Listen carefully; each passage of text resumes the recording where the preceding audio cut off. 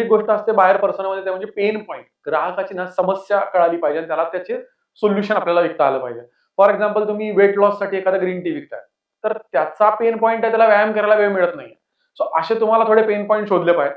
मग हे सगळं माहिती झालं, बायर्स पर्सोना माहिती झाला, आपल्या ग्राहकाचं एक कॅरेक्टरिस्टिक माहिती झाल्या. तर मग आपल्याला याचा फायदा काय होऊ शकतो? सगळ्यात महत्त्वाचं योग्य ग्राहकाला जाहिरात दाखवली जाते. त्यामुळे तुमचं बजेट लिमिटेड असेल तर पैसे वाया जात नाहीत. ग्राहक लगेच जोडला जातो. फार वेळ लागत नाही. ग्राहकाच्या गरजेनुसार तुम्ही प्रॉडक्टमध्ये चेंजेस करू शकता. सो आपण मराठीत म्हणतो त्याला, की ओळख-पाळख असल्याशिवाय ना बऱ्याच वेळेला व्यवहार होत नाही. सो डिजिटल मार्केटिंगमध्ये बायर पर्सोना माहिती करून घेणं म्हणजे तुम्हाला तुमच्या ग्राहकाची एक डिजिटल ओळख माहिती होणं असा होतो. सो तुमच्या ग्राहकाचा बायर्स पर्सोना तुम्ही आजच तयार करायला घ्या किंवा तुम्ही एक फॅक्टर डोक्यात ठेवा, की माझ्या ग्राहकाला काय पाहिजे आहे.